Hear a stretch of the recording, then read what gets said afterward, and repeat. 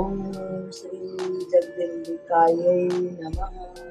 आदरणीय भक्तजनों, आज हम जन्मेजय से देवी यज्ञ करने के लिए व्यास जी की प्रेरणा यानी व्यास जी देवी यज्ञ करने की प्रेरणा श्री जन्मेजय जी को दे रहे हैं।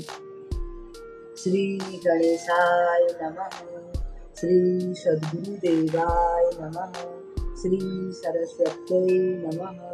ओम ह्रीं क्लीं चामुंडाय विच्चे। भक्तजनों, श्री राजा जन्मेजय ने व्यास जी से कहा, हे प्रभु, आप मुझे भगवती जगदम्बिका के अनुष्ठान की विधि बतलाने की कृपा करें।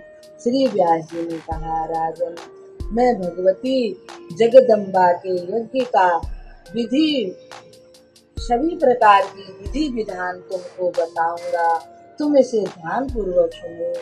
अनुष्ठान विधि से यज्ञ सात्विक, राजस और तामस हमेशा 3 प्रकार का होता है। मुनियों के लिए सात्विक, राजाओं के लिए राजस और राक्षसों के लिए तामस कहे गए हैं। ज्ञानी और वैरागियों के लिए ज्ञानमय यज्ञ कहा गया है। हे राजन, यदि यज्ञ द्रव्य शुद्धि, क्रिया शुद्धि और मंत्र शुद्धि से संपन्न होता है तो उसका संपूर्ण फल प्राप्त होता है। यानी कहने का अर्थ ये है कि मेहनत से कमाया हुआ द्रव्य यानी धन और तन मन धन की शुद्धि होनी चाहिए, आचरण शुद्ध होना चाहिए। जिस स्थान पर यज्ञ हो रहा है, यज्ञ की सारी हर जगह शुद्धता होनी चाहिए। सब प्रकार से वह स्थान भी शुद्ध हो, अन्न भी शुद्ध हो, मन भी शुद्ध हो, वहाँ का वातावरण पवित्र होना चाहिए। इसके विपरीत यदि अन्याय से कमाया गया अन्न धन यदि किया जाता है, वह न तो इस लोक और न परलोक में ही फल देता है। अन्याय से किया हुआ जो धन है उसको अगर हम भगवान के काम में लगाते हैं तो व्यास जी कह रहे हैं उससे न तो हमें इस लोक में सुख प्राप्त होता है न मरने के बाद। हे राजन, यह तो तुम्हारे सामने की बात है। पांडवों ने सबसे बड़ा सर्वोत्तम राजसूय यज्ञ संपन्न किया था। समाप्ति के समय बहुत मात्रा में दक्षिणा भी ब्राह्मणों को दी थी। उस यज्ञ में यज्ञेश्वर भगवान श्री कृष्ण स्वयं वहां पर उपस्थित थे, विराजमान थे। फिर भी पांडवों को अत्यंत कठिन कष्ट भोगने पड़े, उन्हें वनवास के दुख भोगने पड़े, द्रौपदी को विपत्ति झेलनी पड़ी। जुए में पांडवों का सब कुछ लुट गया, उनको हार का मुख देखना पड़ा। अब तुम ही बताओ, यज्ञ का फल कहाँ रहा? कर्मशील विद्वानों ने प्रायः कर्म को ही प्रधान माना है, क्योंकि पांडवों ने जो राजा लोग नहीं चाहते थे उन सब को भी अपने अधीन कर दिया था उस समय। इसी कारण से उनको यह दुख भोगना पड़ा था। उनका कहना है यानी कि कर्ता के मंत्र के और द्रव्य के भेद के विपरीत फल हो जाता है। यानी कि अगर हमारा सब कुछ शुद्ध नहीं है, सब सात्विक नहीं है, हमारा धन मेहनत से कमाया गया नहीं है तो सब गड़बड़ हो जाता है। अब एक और कथा सुनो। प्राचीन काल की बात है, जब राजा दशरथ संतानहीन थे तब उन्होंने पुत्रेष्टि यज्ञ किया था। इससे उन्हें 4 पुत्र प्राप्त हुए थे। इसलिए युक्ति पूर्वक क्रिया करने पर यज्ञ हमेशा सिद्धि प्रदान करता है। महाराज दशरथ का सब कुछ शुद्ध था, उनका तन मन धन, उनका जो वातावरण था, सब कुछ उनका पवित्र था। उन्होंने किसी को दुख देने के लिए यज्ञ नहीं किया था, किसी को दुख दे करके धन नहीं कमाया था। हे राजन, सात्विक यज्ञ को बहुत ही दुर्लभ बताया गया है।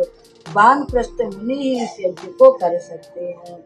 जो तपस्या में रत रहने वाले मुनि प्रतिदिन सात्विक भोजन करते हैं। अब सात्विक भोजन किसे कहा गया है? जंगली पका हुआ फल ग्रहण करते हैं, यानी कि जो फल बिल्कुल पक के गिर जाता है या हाथ लगाने से ही गिर जाता है, वह सात्विक आहार करते हैं। ऐसे मुनियों द्वारा संपन्न किए गए यज्ञ ही परम सात्विक यज्ञ होते हैं, जिनमें प्रचुर मात्रा में द्रव्य खर्च किया जाए। वे यज्ञ सुसंस्कृत होने पर भी क्षत्रियों के तथा वैश्यों के लिए तथा अभिमान पूर्वक संपन्न होने वाले यज्ञ शूद्रों के लिए बताए गए हैं, जिनमें बहुत सारा धन यानी कि धन अन्न खर्च किया जाता है। ऐसे यज्ञ तो क्षत्रिय लोग और वैश्य लोग भी करते हैं, और जो अभिमान से यज्ञ शूद्र लोग किया करते हैं। महात्माओं का कथन है कि अभिमान बढ़ाने वाले कोपपूर्ण तामस यज्ञ राक्षसों के होते हैं। जो पुरुष मुमुक्ष होते हैं तथा संसार से विरक्त हो जाते हैं, उन महात्माओं के लिए मानसिक यज्ञ का विधान है। एक मानस यज्ञ के अतिरिक्त किसी भी यज्ञ में सांगोपांग सभी साधन प्राप्त नहीं हो सकते। सबसे पहले मन की शुद्धि आवश्यक है। मन सर्वथा गुण रहित हो जाना चाहिए। मन में किसी प्रकार की कामना यानी भाव नहीं आना चाहिए। जिसका मन इंद्रियों के विषय को त्याग करके शांत हो जाता है, वही मनुष्य इस यज्ञ को करने का अधिकारी है, यानी कि मानसिक यज्ञ। अब मन के द्वारा ही विशाल वेदी की कल्पना करके मन से ही विधिवत अग्नि स्थापना का भी फल लें। समस्त श्रेष्ठ ब्राह्मणों को यत्न पूर्वक मानसिक पूजा भी कर लेनी चाहिए। ये सब मन के द्वारा भगवती जगदम्बिका निर्गुण शक्ति के रूप में पधार कर फल प्रदान करती है। वही ब्रह्म विद्या है, उन्हीं पर समस्त संसार टिका है। मानसिक यज्ञ करने वाला ब्राह्मण उन्हीं भगवती जगदम्बिका के उद्देश्य से उन्हीं के द्रव्य का प्राणी रूपी अग्नि में हवन कर देते हैं। इस प्रकार से यह मानसिक यज्ञ किया जाता है। इसके पश्चात शांत चित्त से समाधि लगाकर परब्रह्म स्वरूपा भगवती परमेश्वरी का ध्यान करें। जिस समय कोई व्यक्ति इस प्रकार महसूस करने लगता है कि संपूर्ण प्राणियों में परब्रह्म विराजमान है तथा परब्रह्म में ही समस्त प्राणी है, तब उसे परम मंगलमयी भगवती जगदम्बिका यानी माता जगदम्बा की जो झांकी है उनका स्वरूप दिखाई देने लगता है। राजन, उस समय उस व्यक्ति के सांसारिक सभी कार्य जल भुन जाते हैं। भक्त जनों संत जन कहते हैं कि भुन जाने के बाद फिर उसमें से बीज जो है वो अंकुरित नहीं होती।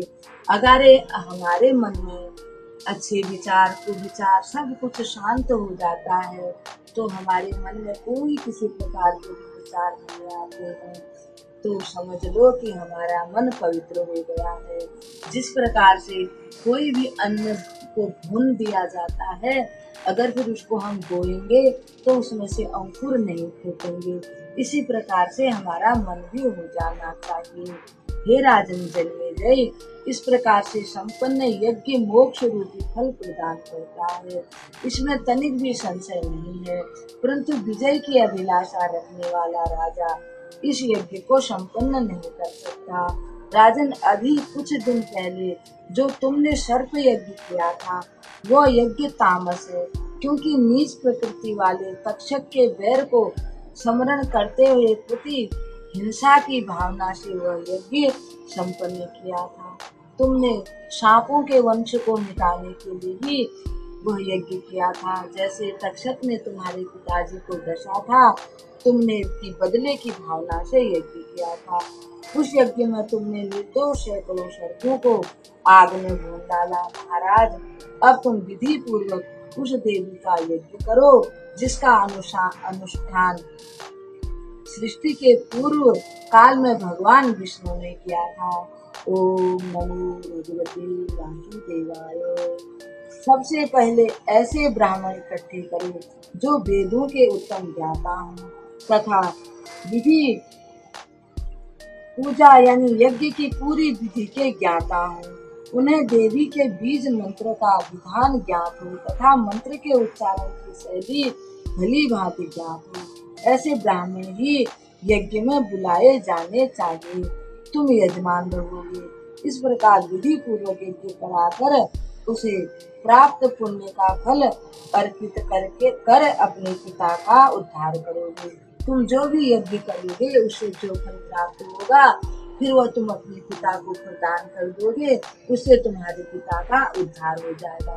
हे अनघ, तुम्हारे पिता वैसे ही ब्राह्मण के शाप से जनित दोष से दूषित हो चुके थे, यानी ब्राह्मण ने उनको श्राप दे दिया था इसलिए वो दूषित हो गई थी। साथ ही सर्प के काटने से राजा का जो शरीर का अंत हुआ उससे भी उनका दुर्मरण यानी बुरा मरण ही सिद्ध होता है। मृत्यु के समय भूमि पर कुशा बिछाकर उस पर वे नहीं सुलाए गए थे। भक्त जनों, अगर परिवार में मोहल्ले पड़ोस में किसी की मृत्यु हो जाती है तो पहले वहां पर गोबर से लीपना चाहिए, फिर उसके ऊपर कुशा बिछानी चाहिए। ऐसा व्यास जी जन्मेजय को बता रहे हैं। फिर कुशा बिछाकर उनको वहां पर सुलाना चाहिए। मृत्यु उनकी ऐसे ही हो गई थी और कुशा भी नहीं बिछा पाए थे, उनको भूमि में भी नहीं सुला पाए थे, बीच में ही उनकी मृत्यु हो गई थी। हे कुरुश्रेष्ठ, मरते समय तुम्हारे पिता स्नान दान आदि कुछ भी नहीं कर सके। उस समय मनुष्यों को पहले गोबर से लीपना चाहिए, फिर कुशा पर सुलाना चाहिए, फिर उनको स्नान इत्यादि कराना चाहिए, फिर ब्राह्मणों को आदि को दान करना चाहिए, गोदान करना चाहिए उस मृत्यु प्राणी की कल्याण के लिए। ये सब नहीं कर पाए थे।